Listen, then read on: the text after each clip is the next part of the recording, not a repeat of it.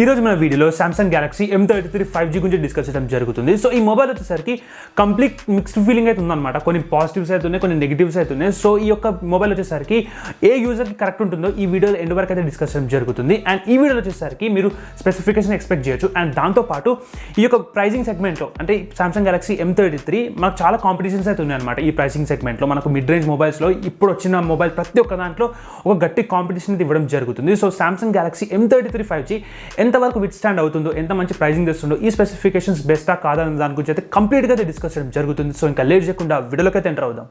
First display గురించి discuss చేసినట్లయితే ఈ డిస్ప్లేలోనే మనకు మిక్స్డ్ ఫీలింగ్స్ అయితే ఉన్నాయన్నమాట. సో ఫస్ట్ మంచి పాజిటివ్ వచ్చేసరికి ఇందులో మనకు 6.6 inch full HD plus 120 Hz refresh rate display అయితే ఉందన్నమాట. కానీ ఇక్కడ నెగిటివ్ వచ్చేసరికి ఇందులో TFT LCD డిస్ప్లే అయితే వాడడం జరిగింది. సో ఈ TFT LCD డిస్ప్లే వల్ల ఏమవుతుందంటే కొంచెం ఆ కలర్స్ వచ్చేసరికి కొంచెం డల్లర్ సైడ్ అయితే ఉంటాయి అనమాట. కానీ ఇక్కడ 120 Hz రిఫ్రెష్ రేట్ వచ్చినందుకు ఒక బ్యాలెన్స్ అయితే చేయడం జరిగింది. అండ్ దాంతోపాటు పీక్ బ్రైట్నెస్ వచ్చేసరికి 600 nits అయితే మెన్షన్ చేయడం జరిగింది అనమాట. అండ్ దాంతోపాటు ఇక్కడ డిస్ప్లే మీద ప్రొటెక్షన్ వచ్చేసరికి ఆ గ్లాస్ ప్రొటెక్షన్ వచ్చేసరికి కార్నింగ్ గొరిల్లా గ్లాస్ 5 ఇవ్వడం జరిగింది అనమాట. సో ఇక్కడ వచ్చేసరికి కంప్లీట్ ఒక డిఫరెంట్ డిస్ప్లే అయితే ప్రొవైడ్ చేయడం జరిగింది. So super AMOLED display provide చేస్తుంటే ఈ యొక్క ప్రైస్ సెగ్మెంట్కి చాలా వండర్ఫుల్ డిస్ప్లే అయితే ఉంటుండే. కానీ ఇక్కడ 120 Hz రిఫ్రెష్ రేట్ ఇచ్చారు, మనకి కార్నింగ్ గొరిల్లా గ్లాస్ 5 ప్రొటెక్షన్ అయితే ఇవ్వడం జరిగింది. కానీ ఇక్కడ డిస్ప్లే క్వాలిటీ వచ్చేసరికి TFT LCD డిస్ప్లే అయితే ప్రొవైడ్ చేయడం జరిగింది. సో సామ్సంగ్ ఆబ్వియస్లీ మనకు తెలిసిందే ఈ యొక్క సూపర్ AMOLED డిస్ప్లే అయితే వండర్ఫుల్గా అయితే ప్రిపేర్ అయితే చేస్తుంది అనమాట. సో వాళ్ళే మ్యానుఫ్యాక్చరింగ్ కాబట్టి సో మంచిగా అయితే ప్రిపేర్ అయితే చేయడం జరుగుతుంది. కానీ ఇక్కడ వచ్చేసరికి TFT LCD డిస్ప్లే వాడినందుకు కొంచెం డిసప్పాయింట్మెంట్ అయితే ఉంటుంది. ఇప్పుడు the most important specification the processor గురించి డిస్కస్ చేసినట్లయితే ఇందులో మనకు ఒక కొత్త Exynos ప్రాసెసర్ అయితే ఇంప్లిమెంట్ చేయడం జరిగిందనమాట. ఇందులో Exynos 1280 అయితే పెట్టడం జరిగింది. సో ఇది ఒక కొత్త ప్రాసెసర్ Exynos వాళ్ళ నుంచి. సో ఆబ్వియస్లీ మనకు తెలిసిందే Exynos వచ్చేసరికి సామ్సంగ్ వాళ్ళే బిల్డ్ అయితే చేయడం జరుగుతుంది అనమాట. సో ఈ ప్రాసెస్ వచ్చేసరికి మనకు ఫ్యాబ్రికేషన్ ప్రాసెస్ వచ్చేసరికి మనకు 5 nanometer అయితే ఉంటుంది. సో ఇది ఒక మంచి విషయం అని చెప్పుకోవచ్చు. అండ్ ఈ యొక్క ప్రైస్ సెగ్మెంట్లో అంటే మిడ్ రేంజ్ ప్రైస్ సెగ్మెంట్లో మనకు వేరే మొబైల్ చూసినట్టయితే Qualcomm Snapdragon 695 అయితే ప్రొవైడ్ చేయడం జరుగుతుంది. సో 695 వచ్చేసరికి ఒక మంచి ప్రాసెసర్ అనమాట ఈ యొక్క ప్రైస్ సెగ్మెంట్కి. సో దానికి మనకు ఒక కంపారిటర్గా మనకు Exynos 1280 అయితే తేవడం జరిగింది అనమాట. సో Exynos 1280 ప్రాసెసర్ వచ్చేసరికి మనకు ఆ ఫ్యాబ్రికేషన్ ప్రాసెస్ వచ్చేసరికి 5 nanometer, అదే Qualcomm Snapdragon 695 వచ్చేసరికి 6 nanometer. సో పవర్ ఎఫిషియెంట్గా మనకు ఈ Exynos 1280 అయితే ఉంటుందన్నమాట. సో పవర్ ఎఫిషియెంట్ టాస్క్ వచ్చేసరికి మనకు Samsung Galaxy M33 5G వచ్చేసరికి ఒక బెటర్ పర్ఫార్మెన్స్ అయితే ఇవ్వడం జరుగుతుంది. కానీ ఇక్కడ మనకు గేమింగ్లో కానీ లేకపోతే డే టు డే లైఫ్ యాక్టివిటీస్లో కానీ చూసినట్టయితే ఒక పర్ఫార్మెన్స్ కంపారిజన్ చేసినట్టయితే ఆల్మోస్ట్ సిమిలర్గా వచ్చి ఉండాలని చెప్పుకోవచ్చు అనమాట. సో మనకి ఇక్కడ Exynos 1280 5 nanometer ఉంది కాబట్టి ఇంకా బెటర్ పర్ఫార్మ్ చేస్తుందేమో అన్న ఒక థాట్ అయితే ఉండొచ్చు, కానీ అట్లా ఏం ఉండదు. సో ఆల్మోస్ట్ సిమిలర్ పర్ఫార్మెన్స్ అయితే ఇవ్వడం అయితే జరుగుతుంది. అండ్ ఇందులో మనకు క్లాక్ స్పీడ్ వచ్చేసరికి అప్ టు 2.4 GHz అయితే ఉంటుందన్నమాట. అండ్ దాంతోపాటు ఇందులో మనకు ఒక కూలింగ్ టెక్నాలజీ అయితే ఇవ్వడం జరిగింది. సో ఇందులో పవర్ కూల్ టెక్నాలజీ అయితే ఇవ్వడం జరిగింది అనమాట. సో దానివల్ల కొంచెం టెంపరేచర్ అయితే అంటే గేమింగ్ ఎక్స్పీరియన్స్ ఏమైనా గేమింగ్ ఆడేటప్పుడు కానీ లేకపోతే ఏదైనా హెవీ టాస్క్ చేసినప్పుడు కానీ మనకు కొంచెం టెంపరేచర్ అయితే తగ్గే అవకాశం అయితే ఉంటుంది. ఇప్పుడు కెమెరా విషయానికి వచ్చినట్లయితే అంత ఇంప్రెసివ్ లేదని చెప్పుకోవచ్చు అనమాట. సో ప్రైమరీ సెన్సార్ వచ్చేసరికి ఆబ్వియస్లీ బాగుంటుంది. సో ఇందులో మనకు 50 MP ప్రైమరీ సెన్సార్ అయితే ఉంటుంది. సో టోటల్ సెటప్ వచ్చేసరికి క్వాడ్ కెమెరా సెటప్ అయితే ఉంటుంది అనమాట. 50+5+2+2. సో 5 MP సెన్సార్ వచ్చేసరికి మనకు అల్ట్రా వైడ్ యాంగిల్, ఇంకా 2 MP వచ్చేసరికి డెప్త్, అండ్ ఇంకొకటి వచ్చేసరికి మ్యాక్రో. సో ఆ 2 MP మనం అయితే పట్టించుకోము. సో ప్రైమరీ సెన్సార్ 50 MP వచ్చేసరికి ఈ ప్రైస్ సెగ్మెంట్కి ఒక డీసెంట్ అవుట్పుట్స్ అయితే రావడం జరుగుతుంది. అండ్ ఇంకొక మంచి విషయం ఏంటంటే ఇందులో మనకు అప్ టు 4K 30 FPS వరకు అయితే వీడియో రికార్డింగ్ అయితే చేసుకోవచ్చు అనమాట. అదే 1080p వచ్చేసరికి 60 FPS వరకు అయితే వీడియో రికార్డింగ్ చేసుకోవచ్చు. సో చాలా మటుకు చూసుకున్నట్లయితే ఈ యొక్క ప్రైస్ సెగ్మెంట్లో చాలా బ్రాండ్స్ వచ్చేసరికి 4K ఆప్షన్ అయితే ఇస్తలేదు. సో యూజువల్గా మనకు 4K కనీసం 30 FPS అయితే ఇస్తలేదు. కానీ ఇక్కడ వచ్చేసరికి ఒక 4K 30 FPS మనకు ఒక వీడియో రికార్డింగ్ ఆప్షన్ అయితే ఇవ్వడం జరిగింది. అండ్ దాంతోపాటు సెల్ఫీ షూటర్ విషయానికి వచ్చినట్లయితే ఇందులో మనకు 8 MP సెన్సార్ అయితే ఇవ్వడం జరిగింది. ఇప్పుడు బ్యాటరీ విషయానికి వచ్చినట్లయితే ఇందులో మనకు 6000 mAh బ్యాటరీ అయితే ఉంటుందన్నమాట. అండ్ ఛార్జింగ్ స్పీడ్ వచ్చేసరికి 25 what. So 25 what charging speed అనేది ఒక మంచి విషయమే. కానీ చార్జర్ వచ్చేసరికి మనకు ఇన్ ది బాక్స్ అయితే రాదు, బయట సపరేట్గా పర్చేస్ చేసుకోవాల్సి అనమాట. ఇంకా ఎక్స్ట్రా అరౌండ్ 1500 అయితే పే చేయాల్సి ఉంటుంది.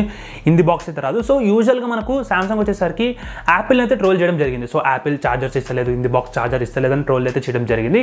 సో దాని తర్వాత మనకు ఈ యొక్క S సిరీస్లో వచ్చేసరికి దాని తర్వాత వచ్చిన సిరీస్ చార్జర్ అయితే ఇవ్వలేదు. సరే ఫ్లాగ్షిప్ వరకు చార్జర్ ఇవ్వలేదు అనే ఒక థాట్ అయితే ఉండొచ్చు. కానీ ఇక్కడ మిడ్ రేంజ్ మొబైల్లో కూడా అయితే వాళ్ళు ఇన్ ది బాక్స్ చార్జర్ అయితే ఇవ్వడం లేదనమాట. సో ఇది ఇంకా మనకు ఒక కన్ఫ్యూజన్ స్టెప్ అనేది చెప్పుకోవచ్చు. సో చాలా మందికి అయితే నచ్చుతలేదు. ఎందుకంటే ఆబ్వియస్లీ మిడ్ రేంజ్ మొబైల్ కొంటున్నామంటే బడ్జెట్ వచ్చేసరికి అరౌండ్ 20,000 అయితే ఉంటుంది, 15 to 20,000 అయితే ఉంటుంది.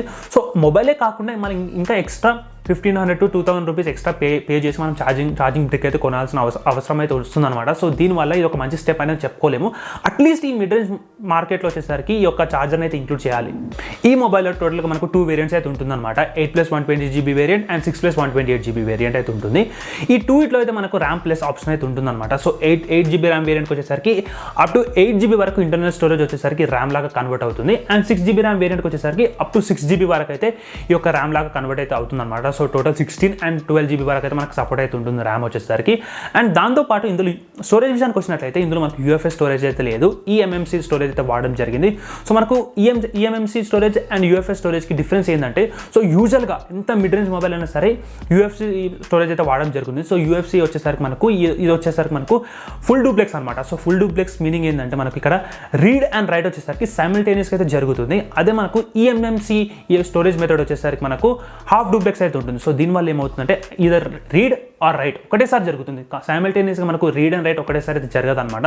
సో దీనివల్ల ఏమవుతుందంటే చాలా స్లోనెస్ అయితే రావడం జరుగుతుంది. సో ఈ మొబైల్లో సామ్సంగ్ గెలాక్సీ M33 5G వచ్చేసరికి eMMC 5.1 అయితే వాడడం జరిగింది. సో బహుశా లైక్ ఇంత ప్రైస్ పెట్టినాక కూడా మనకు లీస్ట్ ఎక్స్పెక్ట్ చేసేది UFS 2.1 అని ఎక్స్పెక్ట్ చేయాలి. అట్లీస్ట్ UFS 3, 3.1, 2.2 ఇవ్వకున్నా సరే అట్లీస్ట్ UFS 2.1 ఇచ్చున్నా సరే ఒక సాటిస్ఫాక్షన్ అయితే ఉండేది. కానీ ఇక్కడ స్టోరేజ్ విషయానికి వచ్చినట్టయితే ఒక డిసప్పాయింట్మెంట్ అయితే చెప్పుకోవచ్చు. సో ఇప్పటివరకు నేను డిస్కస్ చేసిన ప్రతి ఒక్క స్పెసిఫికేషన్ వచ్చేసరికి కొన్ని నెగిటివ్ పాయింట్స్ ఉన్నాయి, కొన్ని పాజిటివ్ పాయింట్స్ ఉన్నాయి. కానీ ఇక్కడ సాఫ్ట్వేర్ విషయానికి వచ్చినట్లయితే ఖచ్చితంగా ఒక పాజిటివ్ పాయింట్ అని చెప్పుకోవచ్చు. ఎందుకంటే ఇందులో మనకు out of the box Android 12 అయితే రావడం జరుగుతుంది. అండ్ ఇక్కడ స్కిన్ వచ్చేసరికి One UI 4.1 అయితే ఉంటుంది. సో ఒక లేటెస్ట్ వర్షన్ అయితే రావడం జరుగుతుంది అనమాట out of the box. So ఇంటికి వచ్చినాక మళ్ళీ అప్గ్రేడేషన్ ఏం లేకుండా మనకు ఒక్కసారి పర్చేస్ చేయగానే ఒక ఎక్స్పీరియన్స్ వచ్చేసరికి ఫుల్ ఫ్లెజ్డ్గా అయితే ఉంటుంది. సో సాఫ్ట్వేర్ మాత్రమే, సో సాఫ్ట్వేర్ పరంగా చూసినట్లయితే ఒక ఫుల్ ఫ్లెజ్ ఎక్స్పీరియన్స్ అయితే ఉంటుంది అనమాట. సో ఎలాంటి కోర్ వర్షన్ అయితే ఉండదు, One UI కోర్ అలాంటి వర్షన్ అయితే ఉండదు. సో మనకు బేసిక్గా వచ్చే ఈ ఒక One UIలో వచ్చే ఫీచర్స్ లైక్ నాక్ సెక్యూరిటీ కానీ లేకపోతే మనకు ఆల్సీ ఫీచర్స్ కానీ సో ప్రతి ఒక్క ఫీచర్ అయితే రావడం జరుగుతుంది. సో ఇది ఒక మంచి విషయం అని చెప్పుకోవచ్చు. అండ్ నాక్ సెక్యూరిటీ కూడా మనకైతే ఈ సాఫ్ట్వేర్లో కాకుండా కంప్లీట్ సాఫ్ట్వేర్ అండ్ హార్డ్వేర్ కలిపి వచ్చి ఒక మంచి లైక్ ఫ్లాగ్షిప్ సెక్యూరిటీ అయితే ఇవ్వడం జరుగుతుంది అనమాట ఈ యొక్క మొబైల్లో. ఈ మొబైల్ వచ్చేసరికి బిల్డ్ క్వాలిటీ గురించి మాట్లాడినట్లయితే ఒక ప్లాస్టిక్ బాడీ అయితే ఉంటుంది అనమాట. సో ఒక డీసెంట్ బిల్డ్ క్వాలిటీ అని చెప్పుకోవచ్చు. అండ్ ఫ్రంట్లో చూసుకున్నట్లయితే ఒక Infinity U డిస్ప్లే అయితే వాడడం జరిగింది. సో బేసిక్గా Infinity U కంటే Infinity O వచ్చేసరికి కొంచెం ప్లీజింగ్ అయితే ఉంటుందన్నమాట. సో స్క్రీన్ కూడా చూడడానికి ఏదైనా వ్యూ చేయడానికైనా సరే చాలా కొంచెం ప్రీమియంనెస్ అయితే కనపడుతుంది. కానీ ఇక్కడ వచ్చేసరికి Infinity V డిస్ప్లే అయితే వాడడం జరిగింది. సో ఆబ్వియస్లీ ఇంతకుముందు డిస్కస్ చేసినట్లయితే డిస్ప్లే వచ్చేసరికి Corning Gorilla Glass 5 ప్రొటెక్షన్ అయితే ఇవ్వడం జరిగింది అనమాట. అండ్ రేర్లో చూసినట్లయితే ఒక ప్లాస్టిక్ బాడీ అయితే ఉంటుంది. సో బేసిక్గా మనకు పాలికార్బోనేట్ బాడీ అయితే ఉంటుంది అనమాట. సో ఇక్కడ మనకు కెమెరా కూడా చూసినట్టయితే ఒక స్క్వేర్ షేప్డ్ బంప్ అయితే ఇవ్వడం అయితే జరిగింది. సో టిపికల్గా మనకు సామ్సంగ్లో ఈ యొక్క ప్రైస్ సెగ్మెంట్లో డిజైన్ అయితే ఇంప్లిమెంట్ అయితే చేయడం జరిగింది అనమాట. అండ్ దాంతోపాటు ఇక్కడ మనకు 3.5mm హెడ్ ఫోన్ జాక్ అయితే అంటే ఉందన్నమాట, అదైతే తీయలేదు. అండ్ దాంతోపాటు ఇక్కడ డ్యూయల్ స్టీరియో స్పీకర్స్ అయితే ఎక్స్పెక్ట్ అయితే చేయలేము. సో సింగిల్ స్పీకర్ అయితే ఇవ్వడం జరిగింది అనమాట. అండ్ దాంతోపాటు ఇందులో మనకు డెడికేటెడ్ మెమరీ కార్డ్ స్లాట్ అయితే ఉంటుంది. సో అప్ టు 1TB వరకు అయితే మనం ఈ యొక్క మెమరీని వచ్చేసరి ఎక్స్పాండ్ అయితే చేసుకోవచ్చు అనమాట. సో ఆబ్వియస్లీ ఎవరైతే చేసుకోరు 1TB వరకు maximum like 128GB 256GB memory card అయితే సపోర్ట్ అయితే చేస్తుంది. సో ఇది ఒక మంచి విషయం అని చెప్పుకోవచ్చు. సో ఈ వీడియో మీకు ఎంతో కొంత హెల్ప్ఫుల్గా అయితే ఉందనుకుంటున్నాను. సో ఈ వీడియో మీకు నచ్చినట్లయితే do like, share, subscribe to my channel. Meet next videos guys. జై హింద్.